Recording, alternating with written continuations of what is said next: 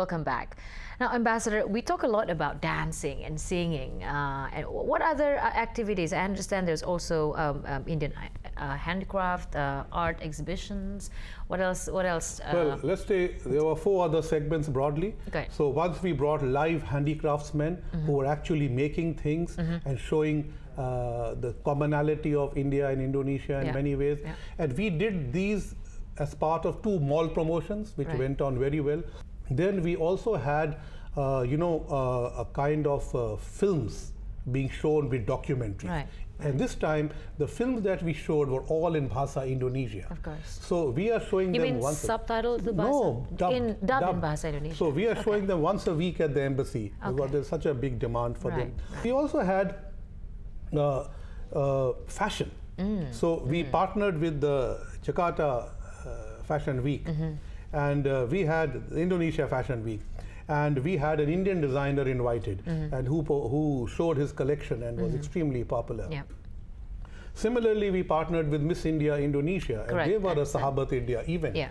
And it was really very nice to meet about 20 or more young Indian Vibrant, Indonesians. yeah. Absolutely delighted, yeah. because they were a real bridge. I mean, it's lovely to see an Indian face who only speaks Bahasa Indonesia, born and brought up in Indonesia. I mean, these were important. So for us, the diaspora was important. Yeah. So this is what we did. Another part was art exhibitions. So we had Indian art from India, and we had local Indian artists and Indonesian artists coming together. So we did exhibitions in Samarang, we did an exhibition in Jakarta, and we put them together. We also had a very interesting exhibition called Merging Metaphors, which came from an India-ASEAN art workshop in Darjeeling in 2012 with 2 artists from Yogyakarta. And we did that in Medan, we did that in Bali, we did it in the National Gallery here, and it ended up finally in Jogja, and it was very well received. Yeah.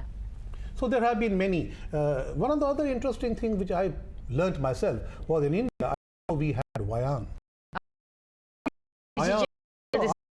They came here, and wonderful Wayang performances of large Indian leather puppets, all from the Ramayana and the Mahabharata, performing in Jogja and solo.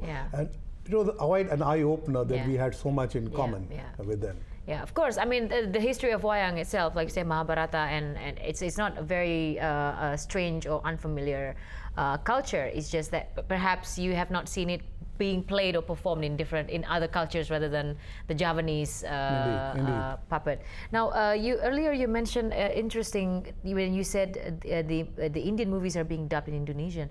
Why not might as introduce or plate the movies in its original language? Well, in 2013 was the centenary of Bollywood cinema. Yes. So at that year, we showed movies in original.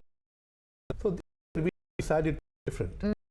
Now we show you the movies in Bahasa Indonesia, a different kind of audience. This time it was not only focused on Jakarta, we had these shows in Bali, in Surabaya, and many other places.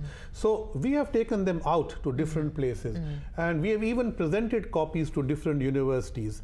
So where, in many universities, we are opening India corners.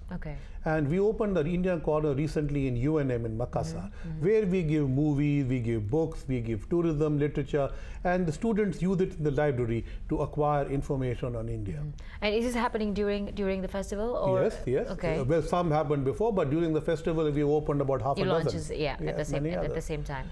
The other thing which we have done is we have brought more Indian naval ships and Coast Guard ships to visit Indonesia, Bali, Belawan, Jakarta, Surabaya. And we have come almost 3 times during the festival period to show goodwill.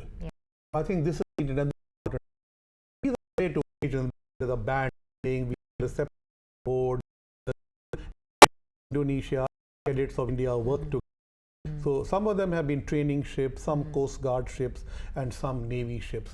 The other day we had a tanker, a very big one. So they were at Tanjung Priok, and we had a very nice reception on board. Yes, I heard that. The dinner, on the big ferry. So it's coming from water, it's coming from land as well.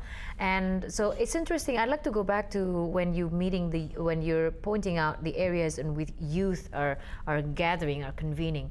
Now, do you see a difference, like you see, in the pop culture, as in where youth are now more interested in gathering in places of interest like the malls or the cafes or the lounge? But you mentioned viharas, you mentioned house of worships. Did you actually engage a lot of conversation and met a lot of youth there as well?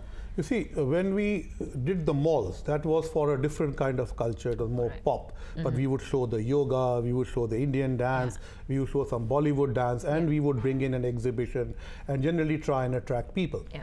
What we did was that we also have a very strong religious connect between India and Indonesia, whether it is Islam, Hinduism, Buddhism. So we had a very interesting exhibition. It's called The Islamic Heritage of India. It is done by a famous photographer called Binoy Behel. Now, this exhibition is unique. But I was going to show that exhibition, but I got Binoy about 2 years ago to come to Indonesia, and he took pictures of Indonesia's Islamic heritage, which has not been yet curated into an exhibition. But I told Binoy, if you are going to do your exhibition here, I don't want to show only India. I want to show Indonesia as well. So Binoy very kindly sent me 25 pictures, not yet exhibited, of what he took from in his Indonesia. past work here.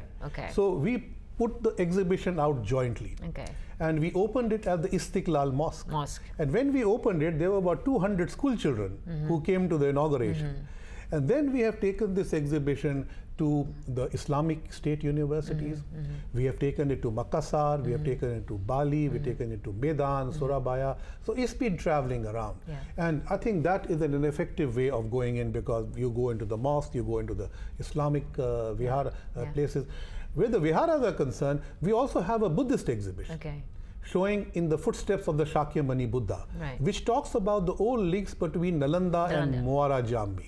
So that exhibition started at Arma in Bali, and later went to Medan, and we had it twice in Jakarta. First at the National Museum, and later at a Buddhist vihara in West Jakarta. So it has been an interesting journey. It's very interesting because it's not only displaying what we have today, but you try to find the root where it connects, where where two cultures